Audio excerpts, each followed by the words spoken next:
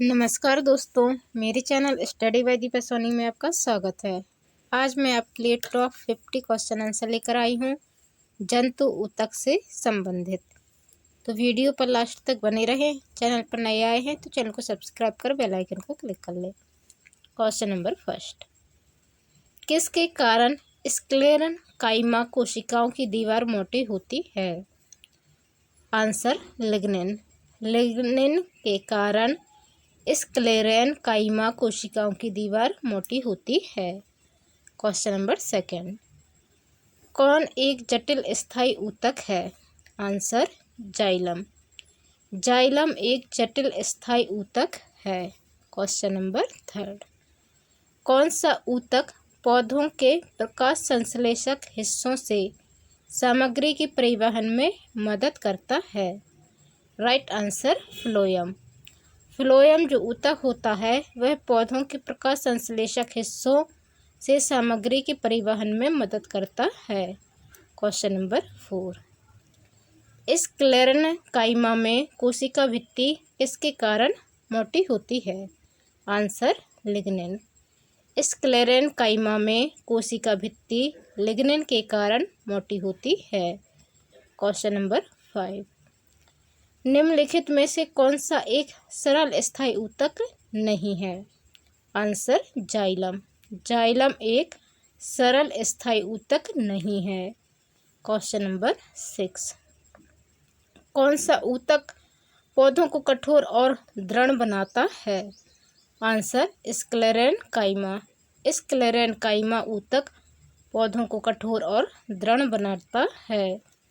Question number 7, अधिक अंतरकोशीय प्रसार के लिए कौन सी कोशिकाएं विरल रूप से संचरित होती हैं? Answer parenchyma. अधिक अंतरकोशीय प्रसार के लिए पैरेन्काइमा कोशिकाएं विरल रूप से संचरित होती हैं। क्वेश्चन नंबर 8, निम्न में से कौन सा सरल स्थायी ऊतक नहीं है? राइट आंसर है बी जाइलम। जाइलम सरल स्थायी ऊतक नहीं है। क्वेश्चन नंबर 9, निम्न में से कौन सा ऊतक कोशिका विभाजन में सक्षम है? आंसर है विभाज्योतक ऊतक। विभाज्योतक ऊतक कोशिका विभाजन में सक्षम है। क्वेश्चन नंबर 10, मरुस्थलीय पौधों में उपचर्म एपिडर्मिस पर एक मोटी कोमल बाहरी परत होती है जिसे कहते हैं? Answer cutin. मरुस्थलीय पौधों में एपिडर्मिस उपचर्म पर एक मोटी कोमल बाहरी परत होती है जिसे क्यूटिन कहते हैं। क्वेश्चन नंबर 11, निम्नलिखित में से कौन सी ऊतक का अंतरकोशिकीय क्षेत्र बड़ा होता है? Answer parenchyma. पैरेन्काइमा ऊतक का अंतरकोशीय क्षेत्र बड़ा होता है। क्वेश्चन नंबर 12, निम्न में से कौन सी पौधे की ऊतक कोशिका विभाजन में सक्षम है? राइट आंसर है ए विभाज्योतक। विभाज्योतक ऊतक के कोशिका विभाजन में सहायक होते हैं। क्वेश्चन नंबर 13, मनुष्य में एक संयोजी ऊतक के उदाहरण को पहचानें। राइट आंसर है हड्डी। हड्डी मनुष्य में एक संयोजी ऊतक है। क्वेश्चन नंबर 14, निम्नलिखित में से किन उद्योगों में कोशिकाएं जीवित होती हैं, लंबी और कानों पर नियमित रूप से स्थूल होती हैं? राइट आंसर है डी कोलेनकाइमा। कोलेनकाइमा में कोशिकाएं जीवित होती हैं और लंबी और कानों पर नियमित रूप से स्थूल होती हैं। क्वेश्चन नंबर 15, कौन सा स्थायी ऊतक एक पौधे को कठोर और मजबूत बनाता है? राइट आंसर है बी स्क्लेरन काइमा। स्क्लेरन काइमा ऊतक पौधों को कठोर और मजबूत बनाता है। क्वेश्चन नंबर 16, निम्नलिखित में से किन स्थायी ऊतकों में कोशिकाएं मृत होती हैं? इसका राइट आंसर है सी स्क्लेरन काइमा। स्क्लेरन काइमा में कोशिकाएं मृत होती हैं। क्वेश्चन नंबर 17, कौन ऊतक रक्त वाहिका के व्यास को बदल देता है? राइट आंसर है बी मांसपेशी। मांसपेशी ऊतक रक्त वाहिका के व्यास को बदल देता है। क्वेश्चन नंबर 18, मानव त्वचा की औसत मोटाई कितनी होती है? Answer 0.5 millimetre. मानव त्वचा की मोटाई होती है 0.5 मिलीमीटर।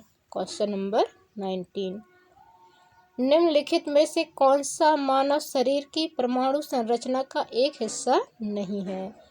राइट आंसर है डी, लेड। लेड सीसा जो है वह मानव शरीर की परमाणु संरचना का हिस्सा नहीं है। क्वेश्चन नंबर 20, अंतर्वेशी विभज्योतक मेरिस्टेम किस में पाए जाते हैं?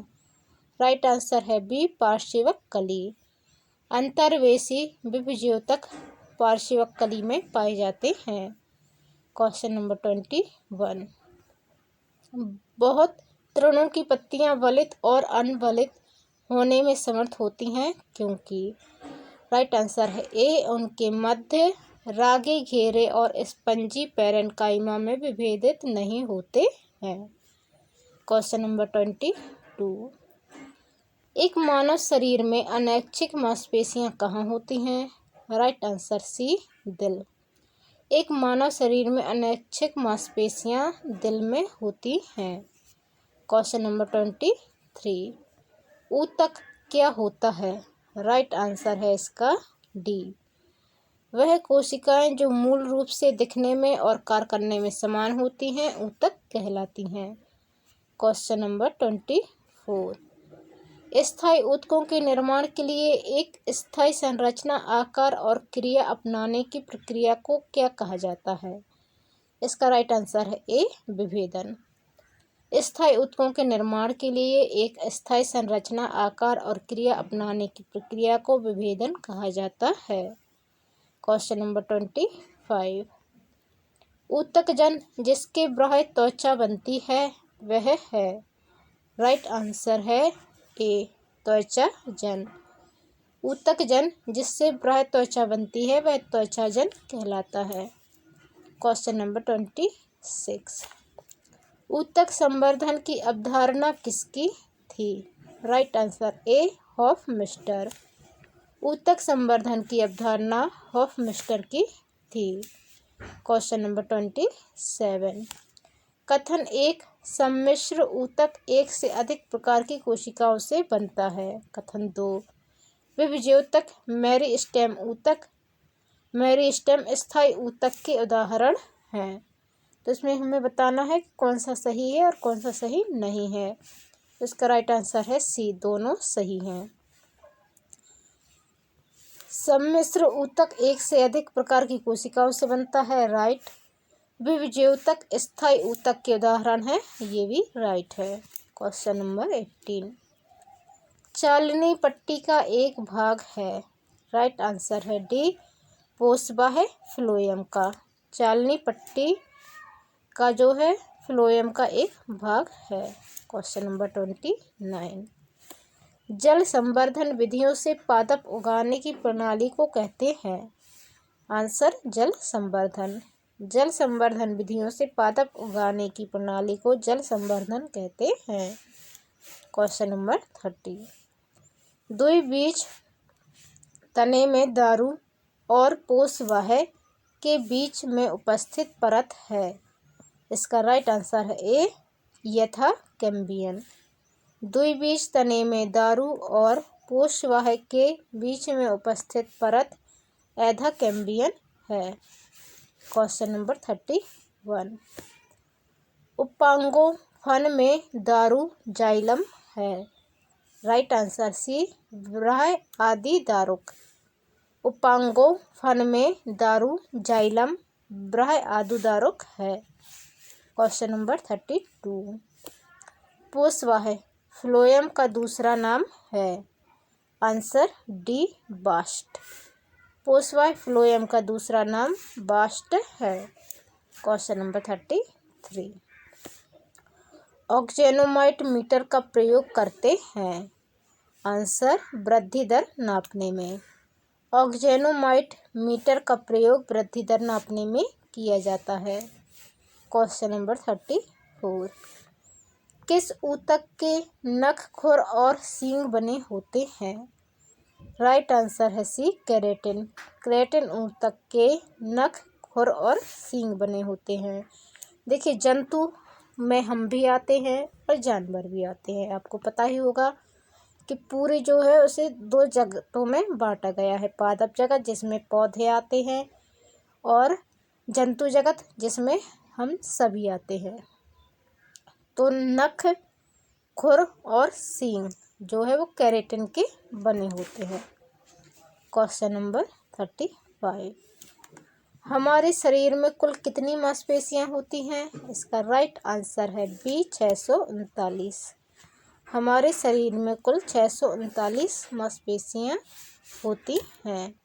क्वेश्चन नंबर 36, पौधे की लंबाई में वृद्धि के लिए आवश्यक नहीं है। राइट आंसर ए सोडियम।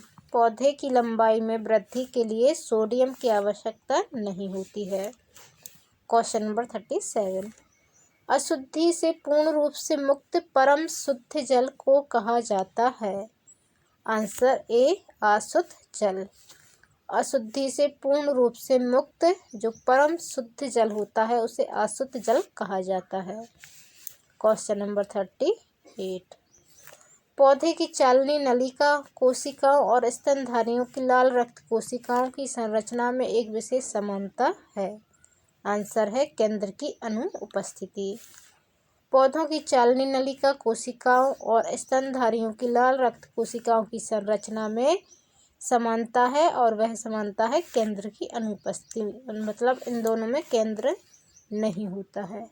क्वेश्चन नंबर 39, निम्नलिखित में से किस एक भारतीय वैज्ञानिक ने पादपों में जल के लंबी दूरी के अभिगमन का सिद्धांत प्रस्तावित किया? आंसर जेसी बोस।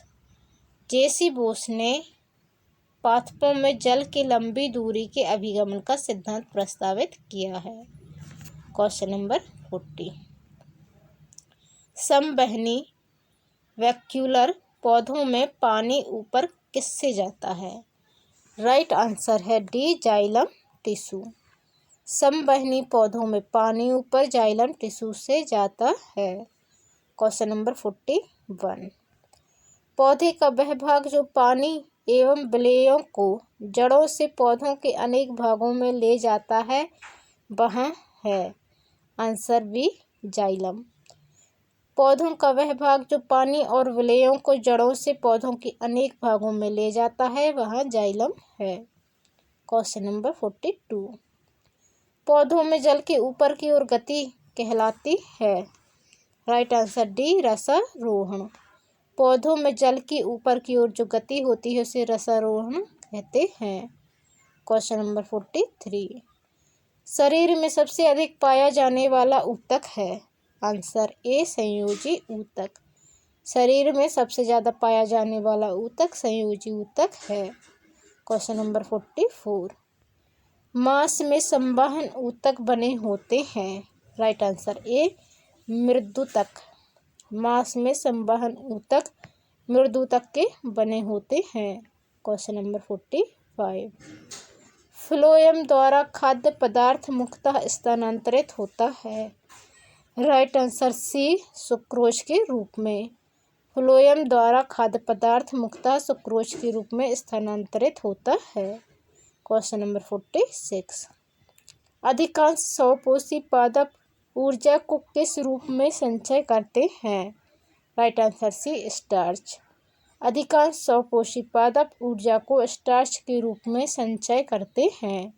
क्वेश्चन नंबर 47, पौधों में जल का संवहन किसके मार्ग से होता है?